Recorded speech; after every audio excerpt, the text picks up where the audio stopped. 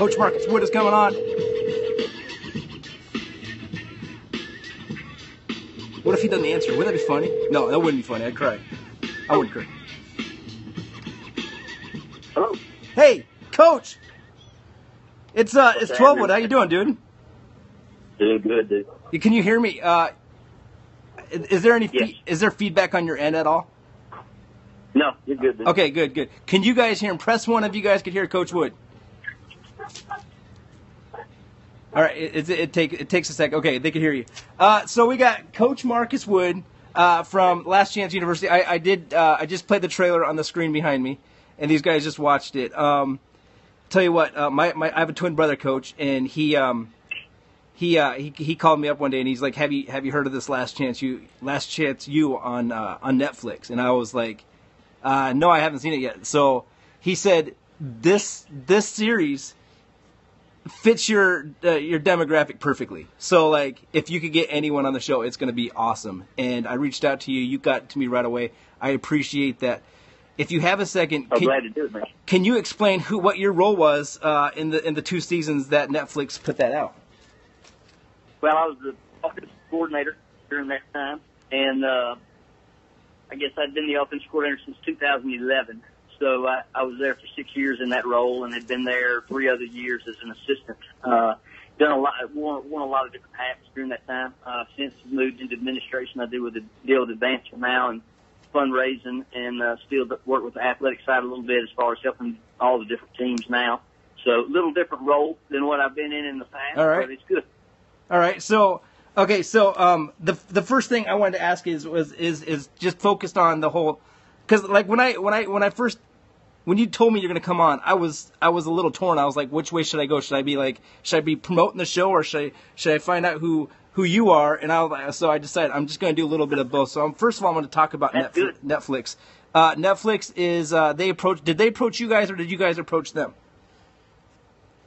Initially what happened was we did an article with Geek Magazine, and that's Condé Nast Entertainment owns that. And they did an article about Chad Kelly when he was here down in 2014. Okay. You know, he's a Buffalo kid. Yeah. And the article kind of took off, and it was named Last Chance You. A guy named Drew Juba wrote it, did a great job. All right. And they ended up picking it up, decided they wanted to run with it. Then Condé Nast folks approached us, and we went out to they flew us out to California, and we visited with several different stations. And, everything from, I think, Showtime to, I can't remember, ABC Sports affiliate had some group with us. And anyway, Netflix was the one that ended up going on the show. Yeah, that's perfect. That kind of came about. Because for me, I mean, I'm a cheap guy. I don't pay $100 a month for cable, and I could afford a Netflix. And the thing I love about that is you don't have to wait until Tuesday nights to watch it. You know, you could binge on it like in a whole entire week. You know, and it's like, for me, it was like 3 or 4 days, and I couldn't stop watching. I was like, one more episode. Next thing you know, it's like I got to work in a couple hours. You know, and it's an amazing docuseries. I don't know. See, I guess one question I will have with that is, was there anything, like, after watching it, was there anything that you felt like was portrayed wrong? Like anything that this character was portrayed, like let's say Coach,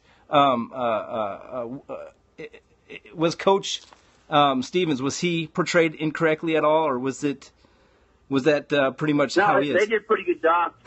I think they did a pretty good job with most of it. I think in season 2, you see kids kind of playing it up a little bit more at times. But to me, season 1 was, I tell you what I liked with the season 1 as opposed to season 2. It was a little bit more about kind of the process, that we had a good I agree. roadmap to be able to get kids in here and get them out to the next level. We had Brittany that was doing a great job. Oh yeah. And we were able to turn around and really get guys from spot A and move them to spot B. And then the second year got a little bit more detailed with a lot of the players and a lot more drama, I guess, in year 2 to me than year 1. I hear you. I only watched it really one time through, though, so you've probably seen more of it than I have. Yeah, season 1 was my favorite. It's just because it was all fresh and new, and of course, let's not forget Ollie. Ollie was kind of like the teddy bear of the episode, Great kid. And everyone loved it. And he's such a cool kid. The follow up question with the Netflix is, were there benefits that came with being on a Netflix series? Was it easier to get recruits? Was it, or did it become challenging at times? A little bit of both. You know, I think when you look at it kind of objectively, it gets you some notoriety, some good, some bad. What that does from an out-of-state recruiting standpoint is at least, you know, kind of allows you to get on some kids and hopefully, you know, turn some heads early and get a chance to get a jump on them in recruiting. From an in-state standpoint, both good and bad. I mean, some of the volatility, some of the stuff that you see, some of that just was real is a turn off to some, and some don't really bat an eye at it. So, I hear you. And you know, you deal with a lot of different personalities. You got them of course, kids now. I mean, you got some that are coming from a lot and some that come from nothing. So, yeah, it's a pretty wide variety of stuff. But yeah, it's a bit of both. It's done some good and some probably not so good for us, but a little bit of both. Right on. Okay, so there's the show kind of makes it seem like that all the players are brought in from a rough background, but you probably had some normal walk-ons and just kids that just want to play football, straight A's and all that too, right? You do. What I think though you see, I tell you what I really think though that's beautiful about the league itself. See, I mentioned some of the out-of-state recruiting. We only get 8 out-of-staters. We deal with 47 in-state kids. Okay. So a lot of our kids are financial aid-based kids, not coming from a lot. Yeah. But we do have some that have pretty good grades that come here maybe because they were an inch too short or a step too slow compared to what some Division I's were looking for. We do have some that come here that have troubled backgrounds. We do have some that, you know, maybe they just missed it. Maybe they were played out of position and didn't get the shot. So, you know, you have a wide variety of kids. You can take Wyatt Roberts, for example, had grades, had some 1AA offers or FCS offers coming out of high school. And then, you know, we ended up getting him to come here instead to try to go for the bigger deal, and that sometimes is what happened with us. So yeah, you get a lot of variety. You probably don't see all of it, but you get a lot of variety.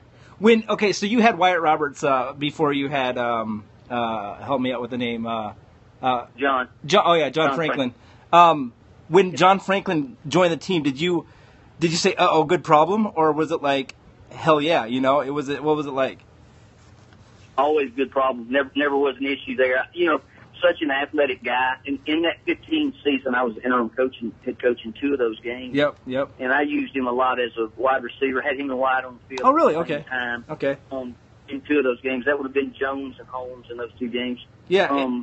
He's such an athletic guy and was such a good kid. You know, sometimes he's portrayed as an arrogant kid that comes off a little bit different. And I think that's kind of unfair to him at times because he's a kid that is highly competitive. Got to realize he came in here to be the guy. Right. And Wyatt never yielded that position. So, yes. You know, you get to see some of that, but the beauty about him and Wyatt's relationship is they were able to stay close through most all those. And I thought that was awesome. Yep. Pretty good testament to both kids. To me, it felt like he wasn't cocky. It just felt like he was very confident. And as a coach, I would really love to have a player like that. Now, John Franklin III, drafted by the Chicago Bears, correct? Well, he ended up signing an undrafted free agent, and I spoke to him a couple times, and he is I just hoping he does really well. He's a good kid that's, you know, he's going to try to play, I think, defensive back and as a returner. Yep. Lightning fast. He's one of the best athletes I've ever seen. Okay, he's good. It just depends on how he transitions. And you know, he played a big role on the. I'll get into this really quick. You guys played in that first season of Last Chance U. You guys played against Delta, and you see it in the trailer that Brittany says one of the things that you guys have to do is you have to run the score up to get noticed because you get national rankings, and if your score is close, they're going to pass you up, right? So yeah, I mean it's different. Go ahead. I'm sorry. No, I the thing that stuck out was the whole entire episode. You and Buddy were telling all the players, do not get into a fight. Do not get into a fight. Do not get into a fight. And you hear it over and over again. They're going to push you guys because they have nothing to play for. You guys have a lot to play for. Next thing you know, Jonathan Franklin, we're talking about him, scores. He comes in to play his starting quarterback, and he scores 6 touchdowns in the first half. Buddy calls a timeout, pisses off the other coach. Next thing you know, you got both teams brawling at midfield. What was your feeling like? Were you trying to pull people back? What was going on during that? Yeah, we actually held them off on the side for about 45 seconds. But if you go back to a real-time clock, it's about 40 to 45 seconds before our kids actually enter the field of play. And that was what was hard. You know, they were watching 2 or 3 of their guys. DJ Law was on the bottom of the pile, getting stomped, and a couple other guys. And we tried to hold them back, and then eventually it just breaks. And you know, you get guys that run onto the field. And then I think the coaches were at midfield, the head coaches were at midfield. And you see some of that on the end of the season 1. And, you know, they couldn't sort it out, and the game got suspended. And when the game got suspended, of course, that made us ineligible. So, yeah, it was a bad deal. I had a hard time watching season 1 because it just felt like it was such a lost opportunity, because we felt like we had such a good team, you know. Because you just not struggled to watch. Not only did you have to forfeit the game, you forfeited the national championship in actuality, correct? They actually credited us with the win for the game, but they made us ineligible for postseason play. So yeah, it dropped us out of the contention for any of that. And I mean, we had won the previous 2, so you know, we felt like we had a really good team and a really good shot at going for a 3rd in a row. So yeah, it was a bad deal. Unfortunate. I'm gonna skip ahead to my favorite part of both seasons. The following season, you guys played Delta again. This is the team that you guys just brawled with. After the game, you see Buddy say, "Should we call timeout again?" And it's like, "No, don't do it." And the game ends. Both teams meet at midfield, and instead of a brawl, both teams join hands, kneel down, and pray.